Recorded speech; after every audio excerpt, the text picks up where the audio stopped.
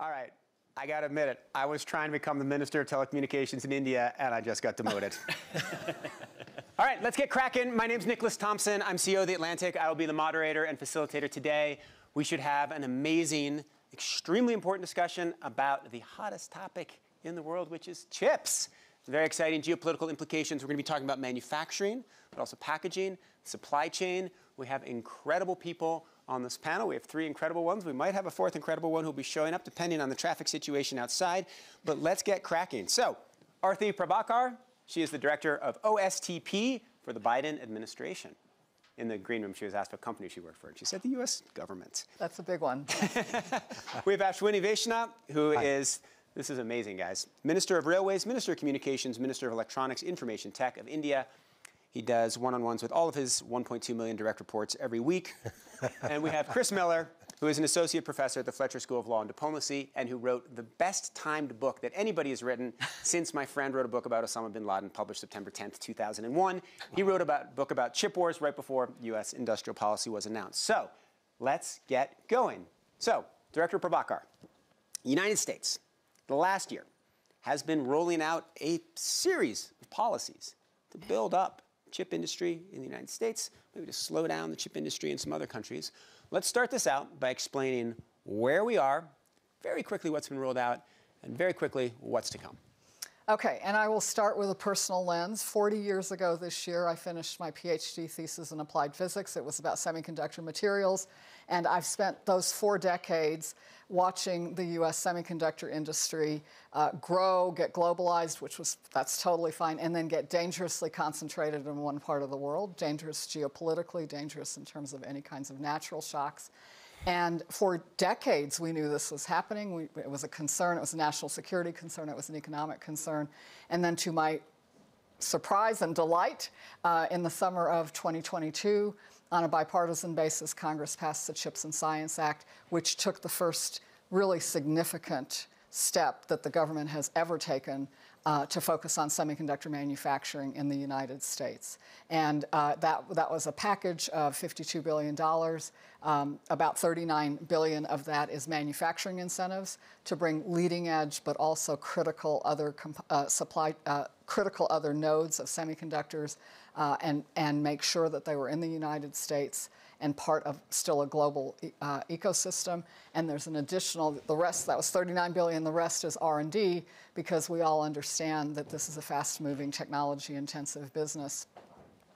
That work is getting executed largely by the Department of Commerce under Secretary Gina Raimondo's leadership, and they have moved with urgency and focus, and I think with just great professionalism to take these financial tools to achieve what is a national purpose. So that's what's going on. I think it's important for the semiconductor industry in the U.S., but it's also critically important for the world, because semiconductors are the underpinnings for the entire information revolution.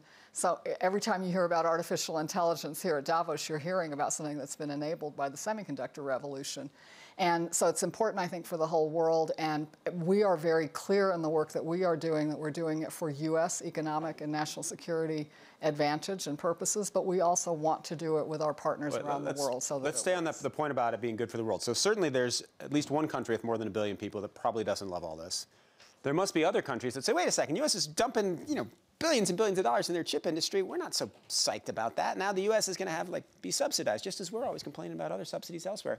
How is this something that's good for the world when it's so U.S. specific? Well, first of all, we were really the only country that wanted semiconductor manufacturing that wasn't subsidizing manufacturing. And it just became table stakes because of what other nations were doing. If you want semiconductor manufacturing, especially at the leading edge, it has to be supported by the government of any country.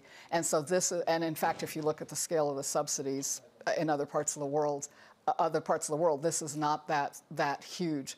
But again, I want to be really clear that this isn't about saying, Fortress America, we're going to put up the gates and just do everything here. We know that this is a deeply globalized industry, and what we want is for it to work and for supply chains to be robust and to have those manufacturing jobs in the U.S. as well as other parts of the world. All right, well, Minister Vaishnaw, I can just ask you this question. The U.S. passes this industrial policy. Do you like it in India? In fact, I asked someone the other night at dinner, and I said, the minister in India likes U.S. industrial chip policy. And they said, oh, yeah, Probably, because anything that wrenches it out of East Asia means there's more room for India to play. There are more things to get involved in. Is that accurate? We don't look at it that way. We look at this entire semiconductor mission, we call it India Semiconductor Mission, in a very comprehensive way. We know that this is a very important industry which India is the right place for developing it because we have a very large pool of talent already there, close to 300,000 design engineers, designing practically every complex chip which is manufactured in the world. So it's very natural to move on to the value chain and move towards manufacturing. So we are looking at developing the complete ecosystem of semiconductors, which means design capabilities, the software part of it, manufacturing, the hardware part of it, and talent. We have, in our program, we have promised, we have announced and committed developing 85,000 talent, which includes engineers, BTech, MTech, PhD, and technicians for managing the clean rooms, working out the machines, the entire thing, entire spectrum over the next 10 years. And within the short time span, we announced this policy in January of 2022. It's just a few, 14, 16 months, 18 months, 24 months now. And within this short time frame, we have tied up with 104 universities, redesigned the entire course curriculum, tied up with international institutions, including University of Purdue. We have had the first plant which was announced during Prime Minister Modi's US state visit, June 23. And within 90 days of that announcement, the construction of the first plant started in September 23. So it's a very rapid progress, very focused. Yes, unlike the US, which has $54 billion, our program is at this point of time, $10 billion US, but it's a very comprehensive program. And is the ambition that in 10 years you will be manufacturing the most cutting edge chips, or is the idea that in 10 years you will just have a much bigger, larger role throughout the chip process? So all the experts that we have been discussing with, they say that the entire semiconductor market has evolved in a very interesting way. There is a huge market share and huge demand for chips which are not on that sub 7 nanometer, 2 nanometer kind of cutting edge technologies. There is a significant demand for 28 nanometer and above for automotive, for telecom, for power electronics, for train sets, for everything that goes in the day-to-day household units you go. So at this point of time, we are focused on getting into that market segment. And then we move on once the ecosystem starts developing, then we move on to more leading edges. Okay, so you want to move down from 28 nanometer, but not quite sure exactly yet. Chris, you were just there. Is this a good policy, or is it doomed for failure because it's so competitive and they've set their sights too high? For India? Yeah.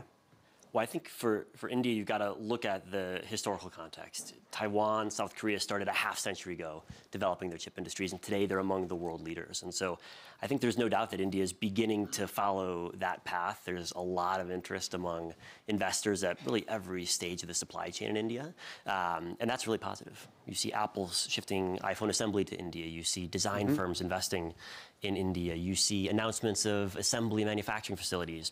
But I also think it's going to take a long time because these processes always take a long time. And so you shouldn't expect the supply chain to reorient itself overnight because there were tens of billions of dollars every year for the past several decades invested in the supply chain the way it's structured today. And so if you want to shift it, it's going to take a long time. Well, let me ask you then this way. What is the, give me one mistake you think they're making. Overall, you think it's a good idea, but tell me a mistake that you think, you've studied very carefully what a country needs to do to build its chip ecosystem.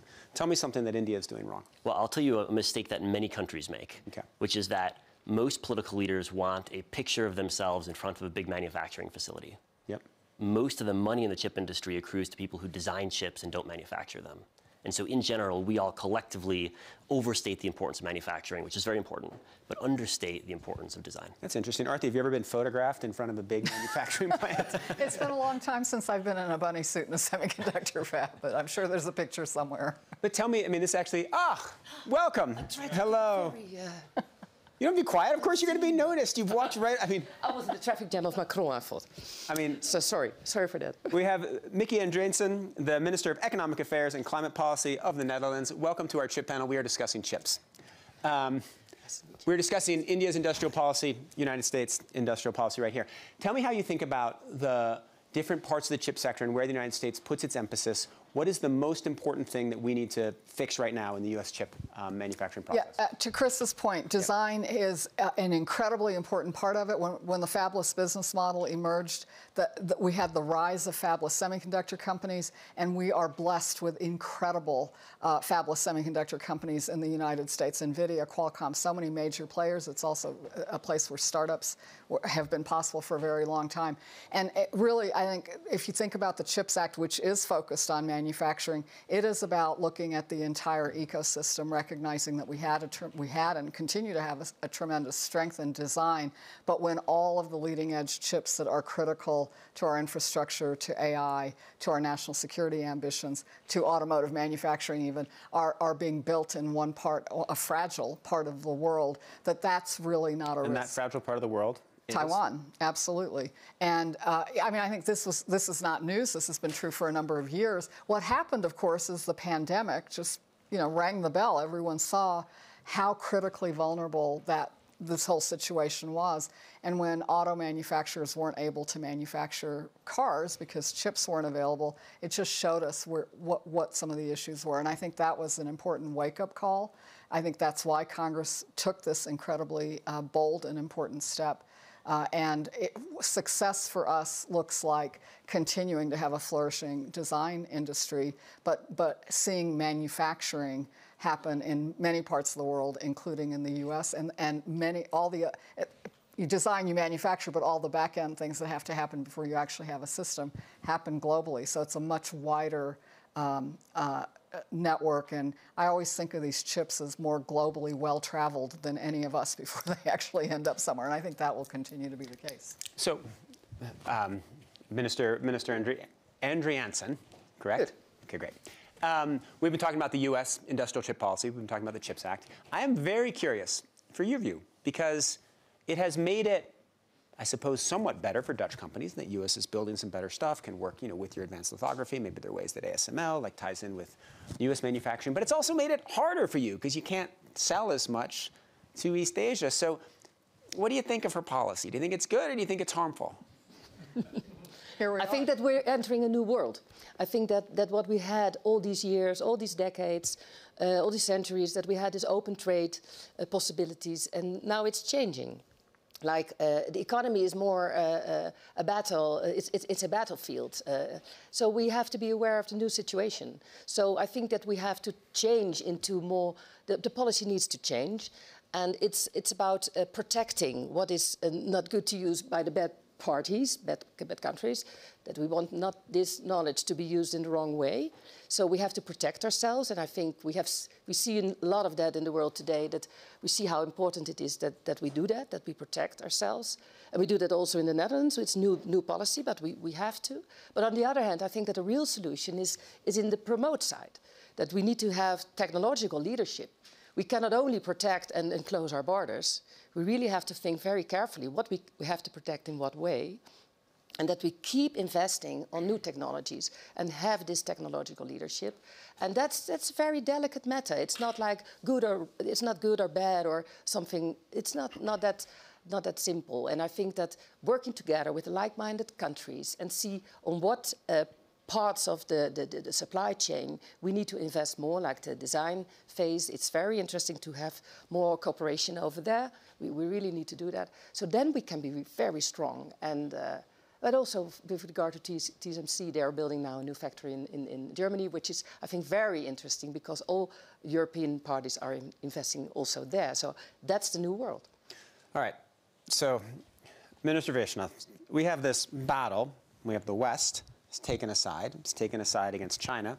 You're in the middle, geographically. How are you going to navigate this battle?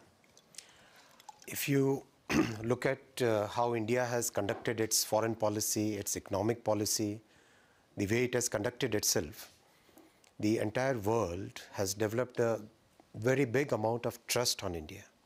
That trust is what is our biggest capital. That trust gels the entire world into a very harmonious way. And that is what is bringing us, for example, We have signed memorandum of cooperation with US, with Europe, with Japan on semiconductors. We are working with the South Korean government and South Korean companies. It's like practically every possible company wants to collaborate with India in one way or the other. So we don't think that it's a battle. We think that there is enough for everybody. It's a question of how much importance we give, and how much talent we put in it, and how much focused we are on it. But that works for now, right? Once you start building high-end chips, you know, the United States is going to come to you and say, yeah, by the way, you know that deal you have with the Chinese large language model company? Sorry, that deal's off. And you're going to say, wait a second, right? That's not going to be a great situation to be in, right? Listen, this entire sector will evolve in multiple ways. I don't think anybody can see what's going to happen in 10 years from now. It's something which is too complex and too dynamic and too uncertain for anybody to make a bet that, okay, this is how the sector will be in 10 years from now. Just take 5 years from now, 5 years back, nobody thought that 28 nanometers or 40 nanometers would be viable anymore, right? But the way electric vehicle industry has evolved, the way the telecom has become all pervasive, those legacy nodes, as they were called, have become very important market share today. So things will change. We'll keep evolving with it. All right. So Chris, let me ask you a meta question. So there's some people in this room who run AI companies desperate for chips, right? And they will be able to make better products, serve the world better, improve economic efficiency, the more amazing chips are available at low prices. Does the policy of my government, does that actually help or does it hurt? Certainly it helps interest of US chip makers, but does it make it better for the developers, the AI companies around the world, or does it make it worse?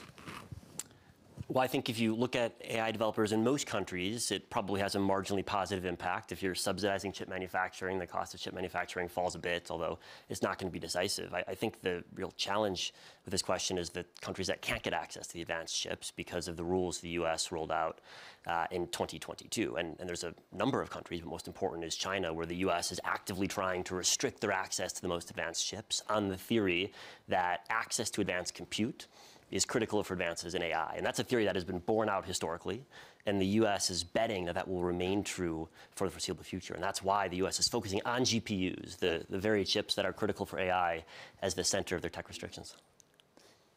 Okay, so you think that it's generally a net positive because most of the AI companies are there, but it's terrible for Chinese AI companies. I don't know if it's terrible. It's certainly a headwind. So let me run a theory by both of you. So I've been at, I was at actually 2 events now where different people have made the same point, and they've said actually the U.S. restrictions have just been good for Huawei, right? Because there are big AI companies. Right? We've all been in panels with Kai-Fu Lee, and he's just released a large language model. It's now 2nd on the Alpaca leaderboards. It's 8th on the Hugging Face leaderboard. It is clearly working. And they are using chips, most of which were stockpiled before the US ban went into effect. But the argument that he and other people have made is, look, they're going to make the chips, so now they're just going to Huawei, right? They're not buying from them, from NVIDIA. They're not going to ASML. And Huawei's just going to build up its capacity much faster. So we're going to have the world completely split, and we're not really going to set China back. Well, I think there's a lot of uncertainty, but I would say a couple things. One, Huawei's production capacity is probably not going to be that high this year. We'll see where it is next year. Second, the quality of those chips are probably worse than NVIDIA's. Third, every AI model in China has been trained in an NVIDIA ecosystem. And so there's going to be switching costs, which is why in the US and the rest of the world, people aren't switching. And so when you put all that together, I think it's pretty clear that there are costs involved. Now, is it insurmountable? No, it's not insurmountable. Is it going to totally stop AI in China? Obviously not.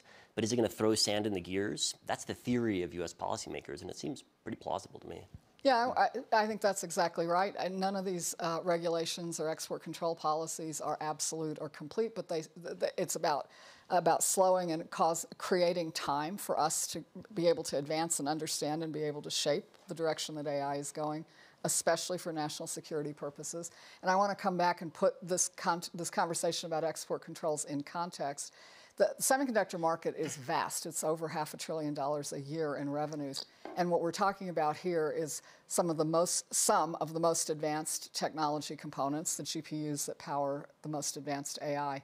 And that is a very deliberate strategy on the part of the United States that's focused on a specific set of components, some of the underlying manufacturing technologies that are key for those advanced process nodes, and it is specifically designed at aiming at the national security capabilities, the military capabilities that China is building on top of AI. A decade ago, I was running DARPA, so I know how important artificial intelligence is going to be to the next generation of military systems. Those components are how you get there.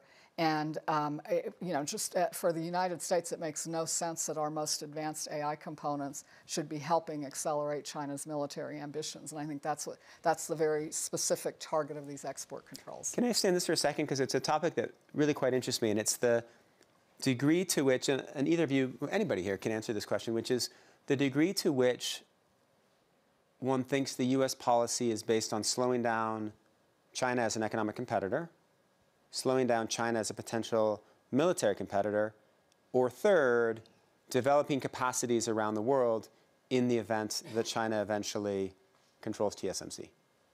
I will tell you that the purpose of our export control policies is national security.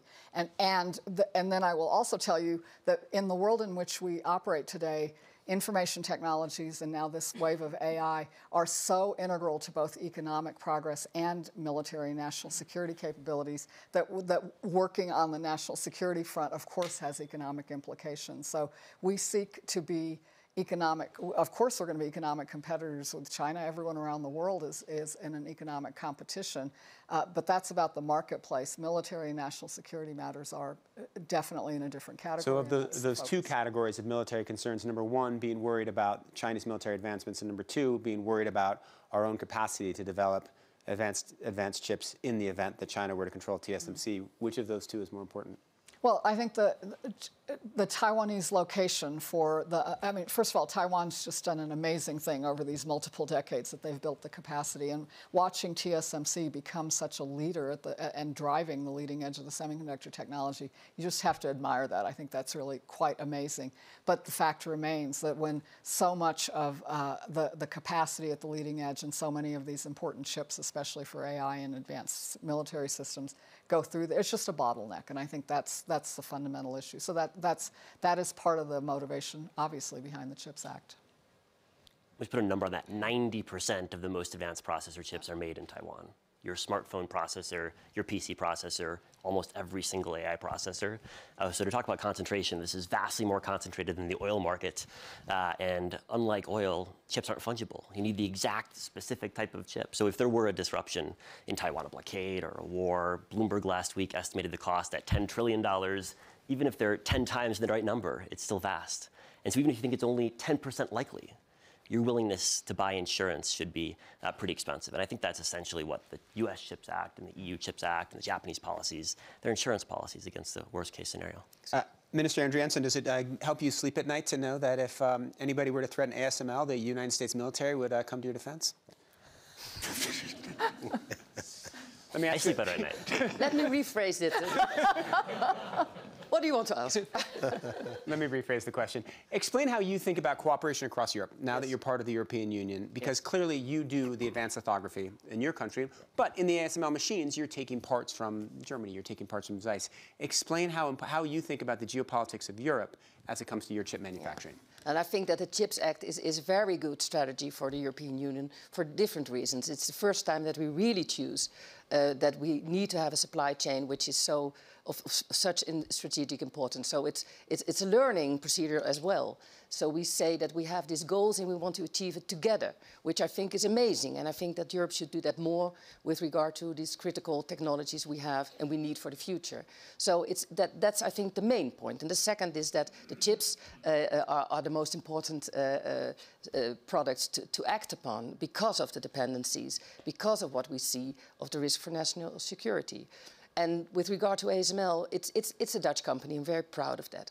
But it's really a European company, as you mentioned, because I think they have 800 or 900 suppliers, and they're very small and they're very big in size, et cetera, et cetera. So they're very much connected. So that's the reason that that's a European issue. So it's not just the Netherlands acting here. So I think we have to join forces more And we are building now the semiconductor board, and we try to make the strategy in Europe more strong, more together, and that's the way to go. And how confident are you that ASML will be able to maintain its lead over the next 5 or 10 years as India rises, as Huawei builds its own capacities, as the US builds its higher-end capacities? Well, I'm not a technician, but they tell me that they have some years progress in advance, and maybe 5 or 10, or maybe some say even more, but with regard to the EUV machine technology. But either way, we have to speed up, because India is really a different story from China. So I would say join forces on the right with like-minded countries. So it doesn't matter where we build this capacity, as long as it's not there where it's misused or abused for the wrong reasons. So I think that's our main goal. Okay, Minister Vaishnav, you've been thinking about building up your industry, and you must have studied TSMC and how it was able to, grow so incredibly. It's a really astonishing story. I'm sure you've read Chris's book. When you thought about the different components where India can be most successful, how did you weigh them? Where have you decided? Because you've got a $10 billion investment, not a $50 billion investment. How are you allocating? And tell me where you think you have advantages and market edges. So the biggest priority is on design. That's where we have a very big strength. We have, as I said, about 300,000 design engineers. In design, we are advancing from being a back office to actually producing complete chip, or rather actually designing the complete chip, to going out to the customers, taking the concept, and then developing the entire chip. So that's a very important journey. So this is very big focus for us. The second big focus for us is to make sure that talent for all parts of the ecosystem gets developed. And in that, it's very important to continuously upgrade the course curriculums.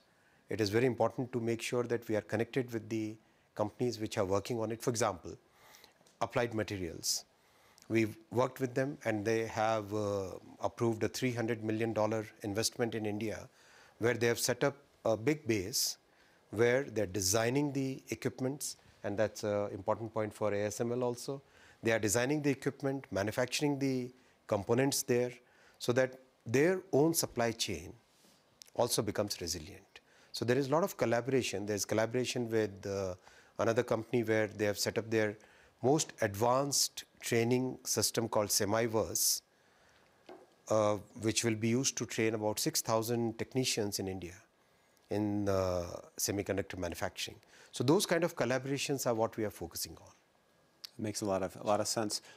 Director Prabhakar, what would it take for the U.S. to decide to flip its policy, to say, you know what, just flip the export control part of the policy, not the, invest in U.S. chips, but to say, you know what, we're not going to ban them from selling their stuff and using their stuff to China. In fact, we're going to let Kai-Fu buy all the chips he wants from NVIDIA.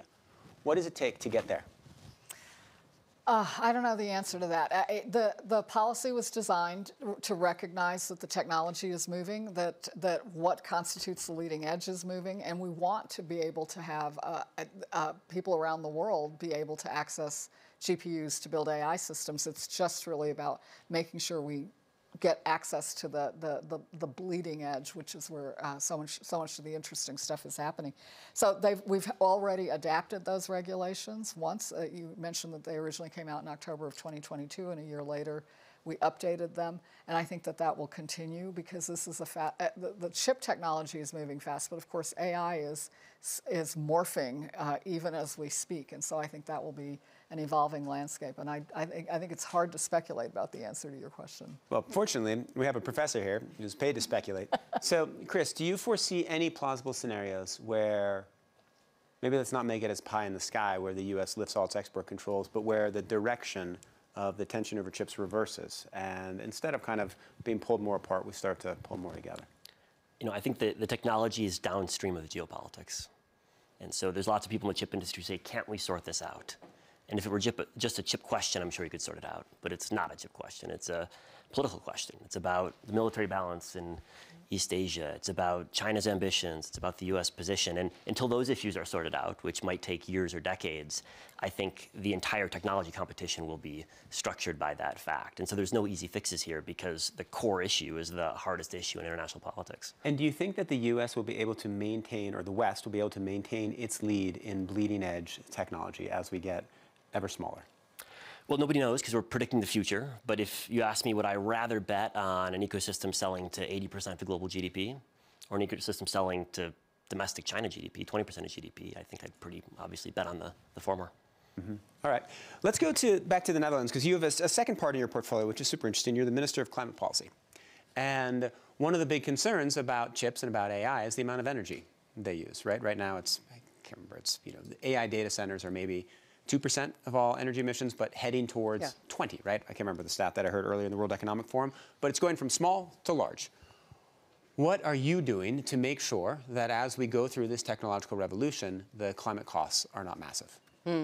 Well, I think it's a question we have to ask. We have to ask ourselves, but it's inevitable that we have to deal with it because we need these chips for all the solutions for the challenges we are facing, also for the climate, for energy, the transition we are trying to achieve, etc., etc. So we need the chips, but we need, on the other hand, also to have in the design phase taken into account more what they need for energy. And in the Netherlands, we are supporting some initiatives to do that better and also to use the chips more in using less energy in production processes. So there are different ways of solving this problem, but it will not be solved in the end. I mean, it will cost a lot of energy. So I think that's where we have to deal with. But we can diminish the demand. Now, is this a major priority for India as you begin this industrialization, you build out this whole new sector of your economy? Yes, it is a very important priority sector for us. And another point I would like to add is, when we are developing the ecosystem, we have also looked at what is going to be the energy which goes into semiconductor manufacturing. So we have selected a cluster where close to 30,000 megawatt, which is going to be the biggest, largest renewable energy plant at one single location in the world. Currently, the largest is 7,000 megawatts. This will be 30,000 megawatts. So all this green energy will go into manufacturing, which includes semiconductors, which includes data centers also, of course. There will be a series of data centers which will be fed by renewable energy. So it's a very, very interesting and a very comprehensive way we are looking at. To the question that you were asking earlier, the power consumption issue will be solved by advanced packaging. A lot of it will come from design and advanced packaging. It will not be simply like you add 5 chips and you get the power consumption which is 5 times. No. Lots of research is going into that, and that's actually going to define the new Moore's law. That's actually going to define the climate sustainability. Well, Chris, let me ask you this. One of the things I love about your book is how vivid your descriptions of the manufacturing of chips are and how well you describe different systems and the evolution, how they're made. It's really an extraordinary part of how you do it. And I used to work a lot in the New Yorker editing stories about how science is described, and it is a real art. Help us understand the evolution of how you can make chips that use less power but are actually more powerful. Explain a little bit about the packaging, about the manufacturing, and about your best hope for where this could go. Well, I would say that there's always been extraordinary demand from industry for more efficient chips. Energy inefficient computing is where we started. And as you wanted to miniaturize computing and make it ubiquitous, you've had to economize on energy. So this has been a trend not just over the past decade, but over the past over half a century. And every use case, whether it's data centers, phones, PCs, everyone is demanding more efficiency because battery life matters, because your energy cost matters. And so there's huge focus in the design stage, in the packaging stage, and in the manufacturing itself on finding ways to economize. And the trend in the industry has been year after year, we get more energy efficient chips per unit of compute. Mm-hmm. On this point, one of the critiques of the CHIPS Act and of the Biden administration's policy, and you can answer this critique, and I'm sure you have one, is that there hasn't been enough emphasis on quantum chips or chips that are multiple generations out. It's been much more about catching up. And in fact, let's just say quantum chips, companies can't fund that, or most companies can't fund that. There are only a few places that can fund that. United States government, actually maybe Purdue University, which you're working with, is able to fund that. But how how are we thinking about that kind of far-out investment? Well, I spent a lot of my career in the public sector, half of my career at DARPA, funding all of those amazing, highly advanced new chips. Some of them actually turned into businesses and products that surround us in our world today. They are all fabbed in a fab in Taiwan. I mean, that's actually become a strategic gap in the American semiconductor capability, and that's what CHIPS is all about. So of course we don't want to stop innovating at the bleeding edge and designing these amazing new chips. That's absolutely going on. But CHIPS is not, that's not CHIPS's purpose. Well, I want to tie that actually back to this other conversation. We've talked about the manufacturing incentives, very important. The other critically important part of the CHIPS Act is semiconductor R&D. Yeah. And if you think about what the purpose of that is, we always talk about the industry as it is today. If you read Chris's book, you realize that it wasn't always this way. Right now, it's just companies that design, and it's design tool vendors, and it's all the supply chain for all the manufacturing equipment and the materials and the chemistry, and then there are fabs, and then there's packaging and test. But you know, that's not written on stone tablets. That's the consequence of the way that the technology developed. And what the minister's talking about, what Chris is talking about with advanced packaging, actually could be one of the ways that the industry structure starts changing. So a strategically important question beyond manufacturing and design is, what are the R&D investments that recast the industry, and how will advantage shift when that happens? And that's the purpose of the R&D part of the CHIPS Act, and why it is, I think, at least as important as the manufacturing that brings leading edge back to the U.S. All right, that makes good sense, and that's wonderful background for where we're going. I want to spend our last few minutes going through an issue that we've touched on a couple times, but I think is at the core of the war for chips. So, Chris, let me ask you this. If tensions between the United States and China rose, it got worse and worse and worse, and there's conflict in the South China Sea and terrible things happen, suddenly the United States loses access to TSMC. In fact, the whole West loses access to TSMC. What happens to the global economy? If the West loses access to TSMC, TSMC shuts down, because TSMC has a very complex supply chain that relies on Japan and the United States and the Netherlands and others. So there's no scenario in which TSMC is functioning but not plugged into international supply chains.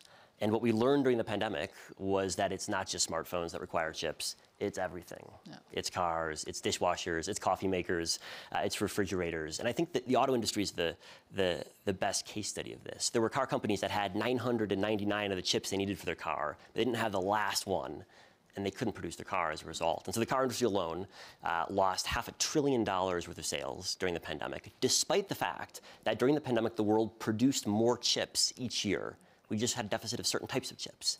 Now, Taiwan produces 90% of the most advanced chips. 1/3 of the world's computing power each year is manufactured in Taiwan. So when Bloomberg says $10 trillion, I think that sounds ballpark about right. So $10 trillion effect, so the U.S. economy, wait, there's a $10 trillion effect on the world economy. That's the Bloomberg number. All right, so then let's just keep walking through the scenario. So what does the United States do? We quickly try to start building up. We try to go 10 times as fast as we've been trying, correct? How able are we to do that? Well, it's hard to do because you need to not only build the facilities, you need to buy the tools, and you need to train the workforce. And all that is something that you can spend a lot of money on, but ultimately it takes a lot of time to build the equipment and to train the workforce. All right, so let's say that India ups its investment from $10 billion, increase CHIPS investment from $50 billion to $500 billion. European Union throws in another $100 billion. If all that were to happen, how long would it take for the United States to be, or for the West, to be able to survive the loss of TSMC? I mean, it would be measured in years, and in each one of those years, you would have a $1 trillion or multiple $1 trillion hit to world GDP. And so every year in which the U.S. catches up, the amount of leverage over TSMC does decline, correct? You mean every year that the U.S. and Europe and Japan produce more chips domestically? Well, that's the theory of the case. You're buying insurance in case you lose access to all the production in Taiwan and in China, which also produces a large number of lower-end. All right, so Director Prakar, you're nodding at that. Is that First how you of all, view it? let's not have the catastrophe that you described happen. Let's just make sure. This panel is called The War Over Chips. It's not called We Like Chips or The Science of Chips. It's called The War Over Chips. So we're sticking on that. Let's keep it economic rather than kinetic. Okay, fine. How's that?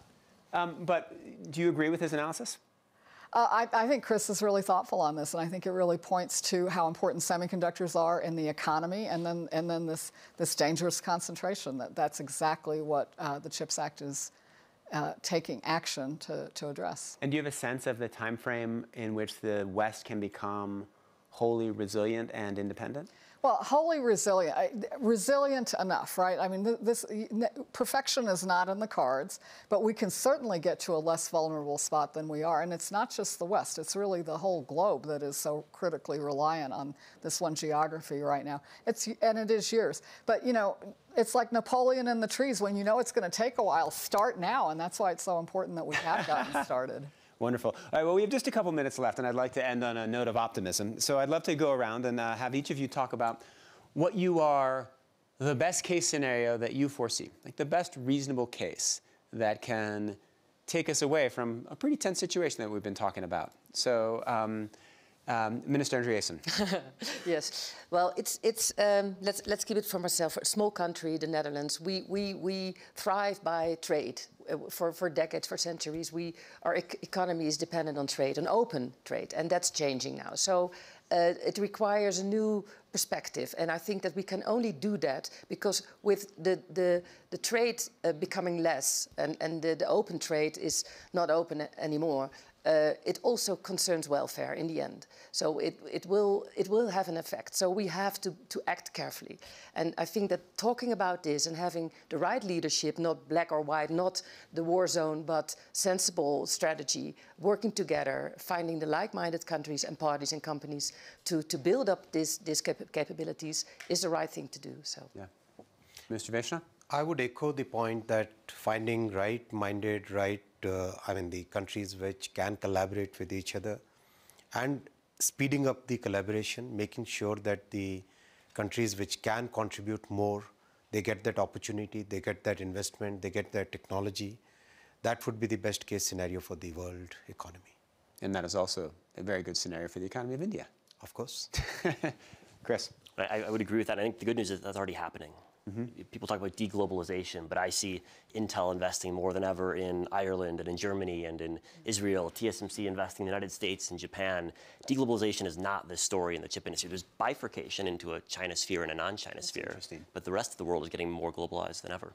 So if you were to look at the total amount of trade and the number of chips that are crossing borders and the parts that are crossing borders, that is going way up. It's just the West and China where it's declining. Well, there's trade flows and there's investment flows, and investment flows is where you see the real increase over the past couple of years.